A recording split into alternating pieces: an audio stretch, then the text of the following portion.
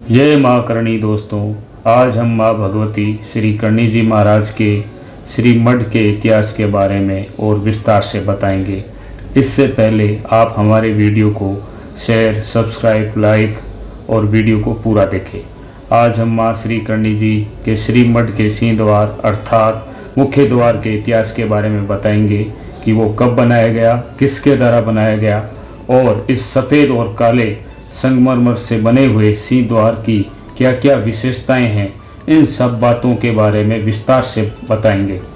इससे पहले आपको सारी विशेषताएं बताएं, हम आपको एक टास्क देते हैं। टास्क के अंतर्गत वो सारी विशेषताएं जो हम आपको बताएंगे, वो संपूर्ण विशेषताएं आपको यहाँ पर आकर सिंह द्वार पर देखकर इंगित करनी है। सर्वप्रथम माँ करणी जी के मंदिर के सिंह द्वार में प्रवेश करते ही श्री करणी जी की प्रोड़ के ऊपर गणेश भगवान की मूर्ति स्थापित है। सफ़ेद और काले संगमरमर के छह मिश्रण से बने हुए इस मुख्य द्वार पर आपको भांति भांति की कलाकृतियां देखने को मिलेगी।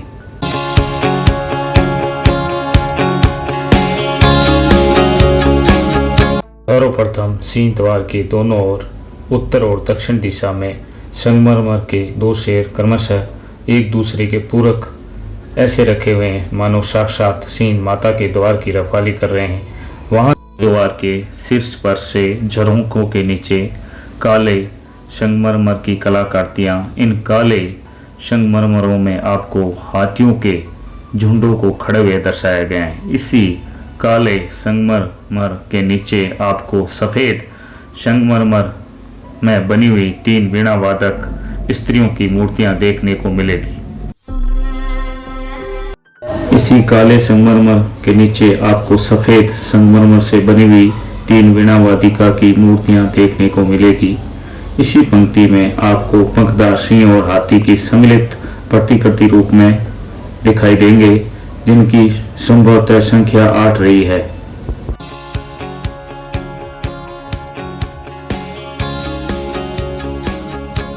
द्वार में प्रवेश करने से पहले दाएं बाएं दोनों तरफ आपको काले संगमरमर में बने तीन तीन हाथी, जिन पर संभवत महावत विराजमान हैं, शायद दर्शनार्थियों के स्वागत हेतु बनाए गए हैं।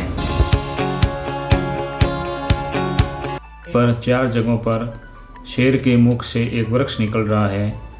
उस वृक्ष की बेल पर से अखंडित सर्प ऊपर की तरफ जा रहा है। इसी वृक्ष में सफ़ेद संगमरमर पर छिपकली और गोरैया चिड़िया बैठी भी दर्शाई गई है। मुख्य द्वार के दोनों किनारों पर 4 फूल बिनने वाली की प्रतिमाएं स्थापित हैं, जिनमें नीचे की तरफ से पहली प्रतिमा पर गुलाब के फूलों का गुच्छा लिए फूल बिनने वाली के शीर्ष पर विराजित हैं, तथा फूल बिनने वाली के एक हाथ में फूलों की माला तथा दूसरे हाथ में एक टोकरी है, जिसमें संभवतः वो फूलों को बीन के ला रही है, तथा 2 हाथी दाएं बाएं दर्शाए गए हैं एवं शीर्ष पर 2 परियां उड़ती हुई। मुख्य द्वार के किनारों पर स्थित दूसरी प्रतिमा में तबला वादिका को दर्शाया गया है और उसके 3 तरफ 2-2 हंसों के जोड़े परस्पर स्थित हैं, तथा पैरों के नीचे की तरफ 2 गोरैयों के चित्र अंकित है। तीसरे व चौथे मुख्य चित्र में सारंग वादिका को दर्शाया गया है, तथा विचार करने की मुद्रा में 2 परियों की प्रतिमाएं स्थापित हैं, तथा ऊपर की तरफ 2 बड़े टाइगर एवं 2 छोटे टाइगरों की प्रतिमाएं स्थापित है। संभवतः वे नीचे की तरफ झपटते हुए प्रतीत हो रहे हैं। चतुर्थ और अंतिम चित्र में वीणा वादिका वीणा बजाते हुए दर्शाई गई हैं और उसके चारों तरफ गुलाब के फूल के गुच्छे दर्शाए गए हैं, जो एक हिरण पर विराजित होते हुए दिख रही है, तथा प्रतिमा के किनारों पर 2 हाथियों की प्रतिमाएं परस्पर स्थापित हैं।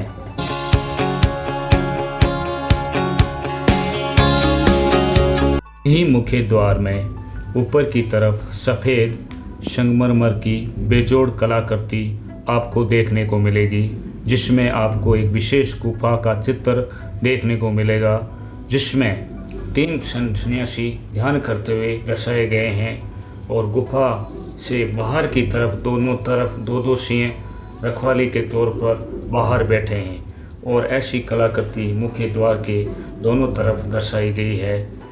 राजस्थान के थार के विशाल रेगिस्तान में ऐसी कल्पना करना भी उस समय संभव नहीं था, जहां पर हमारे वास्तुकार शिल्पी हीरजी मिस्त्री ने अकल्पनीय ढंग से इस नक्काशी को सफ़ेद व काले संगमरमर में बेजोड़ तरीके से बनाया था, जो आज विश्व विख्यात है मां करणी के दरबार देशनोक में।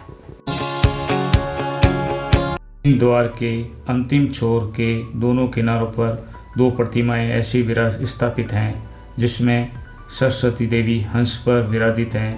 देवी के तेज मुखमंडल, सिर के ऊपर मुकुट विराजित है तथा कानों में कुंडल पहने हुए हैं तथा हाथों में कंगन है तथा वीणा धारण किए हुए दर्शाया गया है और हंस के मुख में पकड़ी हुई बड़े मोती की माला दर्शाई गई हैं तथा उस प्रतिमा के नीचे के छोर पर 4 गणिकाएँ की प्रतिमाएं हैं, जो परस्पर एक दूसरे का हाथ पकड़े हुए अंगूर के गुच्छे पर विराजित हैं। संभवतः ये 4 गणिकाएँ समय के 4 पहरों की सूचक रही होगी और गणिकाओं के पैरों में घुंघरू बंधे हुए दर्शाए गए हैं और सिर के ऊपर गणिकाओं के मुकुट विराजित हैं तथा हाथ की बाजू पर बाजूबंद पहने हुए दर्शाए गए हैं और ये गणिकाएँ के ऊपर की तरफ अंगूर के बहुत सारे बड़े गुच्छे हैं तथा हंस वाहिनी की प्रतिमा स्थापित हैं।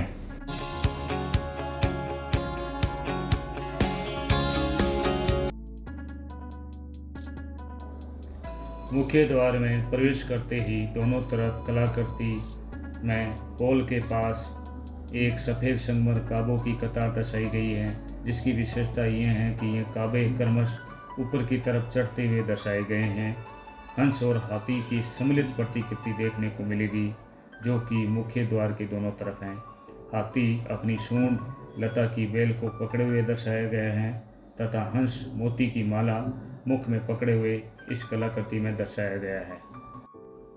मुख्य द्वार की नक्काशी के बीचों बीच दोनों तरफ आपको एक नाग देवता की प्रतिमा देखने को मिलेगी, जिसमें उनके गले में लिपटे हुए सर्प फन फैलाए हुए दर्शाए गए हैं और चारों तरफ फूलों की पत्तियों की कतार के रूप में दर्शाई गई है और उनके दाएं बाएं बीन वादक जिनके पंख लगे हुए हैं तथा हाथों में बीन धारण की हुई है, जो बीन बजाते हुए दर्शाए गए हैं। मुख्य द्वार से पहले दोनों तरफ जो सिंह रखे हुए हैं, उनके नीचे की तरफ कलाकृति में आपको जंगल में हाथियों का झुंड विचरण करते हुए दर्शाए गए हैं और नारियल के बड़े बड़े पेड़ दर्शाए गए। नीचे की तरफ दूसरी कलाकृति में आपको जंगल में पपीते के पेड़ देखने को मिलेंगे तथा जंगल में चिड़ियाएँ दर्शाई गई हैं और हिरण भी विचरण करते हुए दर्शाए गए हैं। नीचे की तरफ तीसरी कलाकृति में एक झील दर्शाई गई है, जिसके तट पर पेड़ लगे हुए हैं। पेड़ों पर वानर बैठे हुए दर्शाए गए हैं तथा एक किनारे पर छोटा नंदी विचरण करते हुए दर्शाए गए हैं एवं झील के बीचों बीच हंस मछली को पकड़ते हुए दर्शाया गया है तथा झील के अंदर कमल के फूल खिले हुए दर्शाए गए हैं। चतुर्थ कलाकृति में एक विशाल वटवृक्ष दर्शाया गया है, जिसमें वटवृक्ष पर 5 वानर बैठे हुए दर्शाए गए हैं तथा नीचे की तरफ तालाब है, जिसमें 4 बतख तैरते हुए दर्शाए गए हैं। नीचे की तरफ 5वीं कलाकृति में घना जंगल दर्शाया गया है, जिसमें बहुत सारे पेड़ पौधे फूल पत्तियां दर्शाई गई हैं। आगे की पंक्ति में आपको भांति भांति की दूसरी फूल पत्तियां खूब सारी कलाकृतियां देखने को मिलेगी। सिंह द्वार अर्थात मुख्य द्वार का निर्माण बीकानेर नरेश के सानिध्य में तथा आर्थिक सहायता बीकानेर निवासी सेठ चांदमल जी टढ़ा एवं इस सिंह द्वार के वास्तुकार शिल्पी बेलासर निवासी श्री हीरजी मिस्त्री थे। अद्वितीय, अकल्पनीय, आश्चर्यजनक प्रतीत होने वाले इस सिंह द्वार की बारीक नक्काशी किसी ताजमहल से हजारों गुना अत्यधिक सुंदर प्रतीत होती है। करीबन 100 साल से ज़्यादा पहले की ये नक्काशी वाकई में अद्भुत है।